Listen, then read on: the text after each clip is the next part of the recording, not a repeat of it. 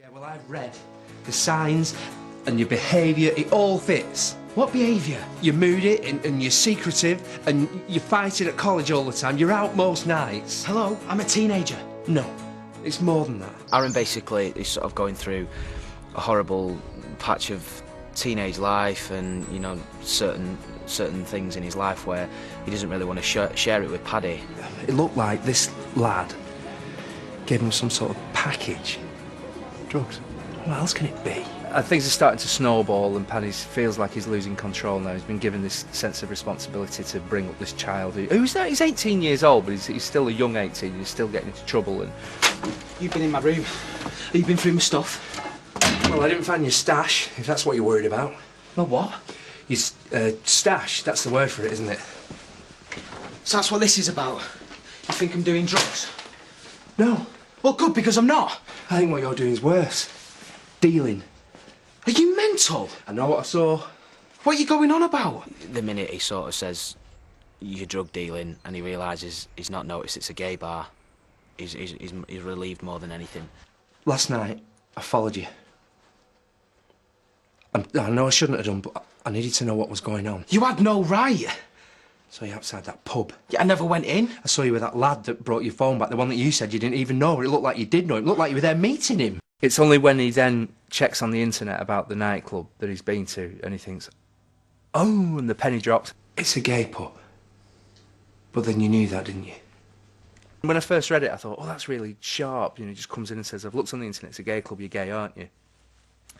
But then, how else would you do it? You know, you could write a whole 3-page scene about it, but, you know, it's almost a relief to Paddy that it is that. Are you gay? Because that all makes sense. What Adam said, the way you reacted when Jackson turned up. Paddy just continues to push and try and get something out of Aaron, and Aaron just feels trapped. He just feels like he has to get out of there. Just calm down. Yeah, I was calm until you started messing with my head. Right, well, I'm sorry, but what were you, Shut up. How often have Shut you been? up! Is that where you met him? Shut up. He seems like a really nice lad. Is he your boyfriend? Shut up! It's almost as if the rage just envelops him and he can't help it, and he just unleashes years of suppression onto Paddy. It was Paddy that was pushing and pushing, so he got it. But immediately, he regrets it and he's sorry. I'm so sorry, buddy. Please don't be scared. I think the thing that hurts him the most is to see that fear, you know, regardless of the cuts and bruises, but to see the fear in Paddy's eyes as to the result of what Aaron's just done kills him. It kills him because he knows that Paddy loves him and he loves Paddy. I still think, you know, Aaron won't accept his sexuality straight off. There's no way. So, you know, it's still going to be that ongoing battle of, look, I'm not gay. Even though he knows himself he is gay, he's trying to convince to every person in the village that he's not, regardless of Paddy knowing. And then, you know, people are surely going to find out. I don't want to be like this, Paddy.